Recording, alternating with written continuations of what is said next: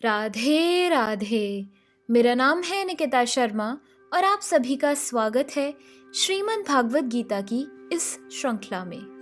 पिछले श्लोकों में हमने समझा कि किस प्रकार श्री कृष्ण अर्जुन को समझाते हैं कि इंद्रियों, मन और बुद्धि को इच्छा का प्रजनन आधार कहा जाता है। इसके माध्यम से यह किसी के ज्ञान को आच्छादित करता है और देहधारी आत्मा को भ्रमित करता है। तो चलिए आज बढ़ते हैं अगले श्लोकों की ओर। श्रीमद् भागवत गीता के तीसरे अध्याय के 42वें श्लोक में कहा गया है, इंद्रियाणि पराण्याहुरिन्द्रियेभ्यः परम मनः मनसस्तु परा बुद्धिर्यो बुद्धै परतस्तु सह। अर्थात कर्मेंद्रियां जड़ पदार्थ की अपेक्षा श्रेष्ठ हैं। मन इंद्रियों से बढ़कर है, बुद्धि मन से भी उच्च है और वह आत्मा बुद्धि से भी बढ़कर है। इंद्रियां काम के कार्यकलापों के विभिन्न द्वार हैं। काम का निवास शरीर में है, किंतु उसे इंद्रिय रूपी झरोखे प्राप्त हैं। अतः कुल मिलाकर इंद्रियां शरीर से श्रेष्ठ हैं। श्रेष्ठ चेतना या कृष्ण भावनामृत होने पर ये द्वार काम में नहीं आते। कृष्ण भावनामृत में आत्मा भगवान के साथ सीधा संबंध स्थापित करती है। अतः यहाँ पर वर्णित शारीरिक कार्यों की श्रेष्ठता परमात्मा में आकर समाप्त हो जाती है। शारीरिक कर्म का अर्थ है इंद्रियों के कार्य और इन इंद्रियों के अवरोध का अर्थ है सारे शारीरिक कर्मों का अवरोध। लेकिन चूंकि मन सक्रिय रहता है, अतः शरीर के मौन तथा स्थिर रहने पर भी मन कार्य करता रहता है। यथा स्वप्न के समय मन कार्यशील रहता है, किंतु मन के ऊपर भी बुद्धि की संकल्प शक्ति होती है और बुद्धि के भी ऊपर स्वयं आत्मा है। अतः यदि आत्मा प्रत्यक्ष रूप से परमात्मा में रत रहे तो अन्य सारे अधीनस्थ यथा बुद्धि, मन तथा इंद्रियां स्वतः रत हो जाएंगे। कठोपनिषद में एक ऐसी ही अंश है जिसमें कहा गया है कि इंद्रिय विषय इंद्रियों से श्रेष्ठ है और मन इंद्रिय विषयों से श्रेष्ठ है। अतः यदि मन भगवान की सेवा में निरंतर लगा रहता है तो इन इंद्रियों के अन्यत्र रत होने की संभावना नहीं रह जाती। इस मनोवृत्ति की विवेचना की जा चुकी है। परम दृष्टवा निवर्तते।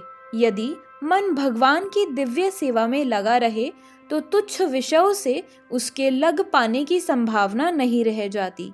कठोपनिषद में आत्मा को महान कहा गया है।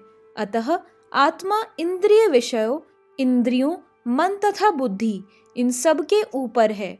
अतः सारी समस्या का हल यह है कि आत्मा के स्वरूप को प्रत्यक्ष समझा जाए। मनुष्य को चाहिए कि बुद्धि के द्वारा आत्मा की स्वाभाविक स्थिति को ढूंढे और फिर मन को निरंतर कृष्ण भावनामृत में लगाए रखे। इससे सारी समस्याएं हत हो जाती हैं।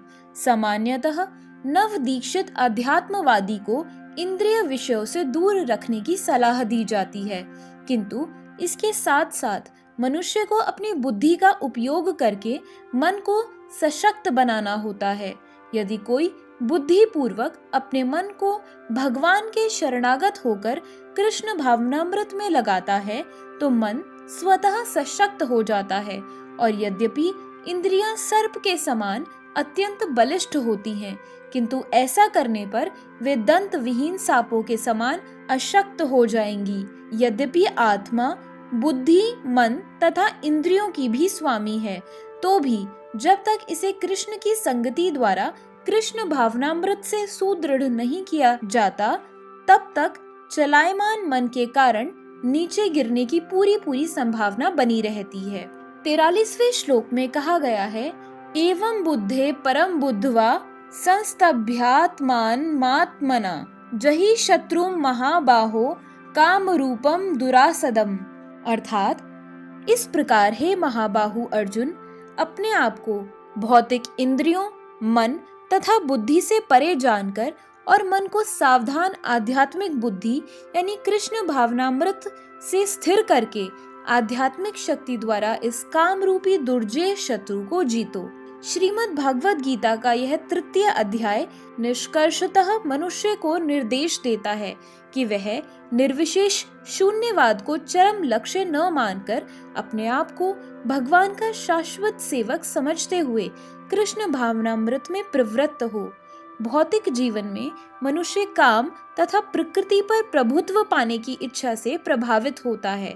प्रभुत्व तथा इंद्रिय तृप्ति की इच्छाएं बद्ध जीव की परम शत्रु हैं, लेकिन कृष्ण भावनामृत की शक्ति से मनुष्य इंद्रियों, मन तथा बुद्धि पर नियंत्रण रख सकता है। इसके लिए मनुष्य को सहसा अपने नियत कर्मों को बंद करने की आवश्यकता नहीं है, अपितु धीरे धीरे कृष्ण भावनामृत विकसित करके भौतिक इंद्रियों तथा मन से प्रभावित हुए बिना अपने शुद्ध स्वरूप के प्रति लक्षित स्थिर बुद्धि से दिव्य स्थिति को प्राप्त हुआ जा सकता है। यही इस अध्याय का सारांश है। सांसारिक जीवन की अपरिपक्व अवस्था में दार्शनिक चिंतन तथा यौगिक आसनों के अभ्यास से इंद्रियों को वश में करने के कृत्रिम प्रयासों से आध्यात्मिक जीवन प्राप्त करने में सहायता नहीं मिलती। उसे श्रेष्ठ बुद्धि द्वारा कृष्ण भावनामृत में प्रशिक्षित होना चाहिए।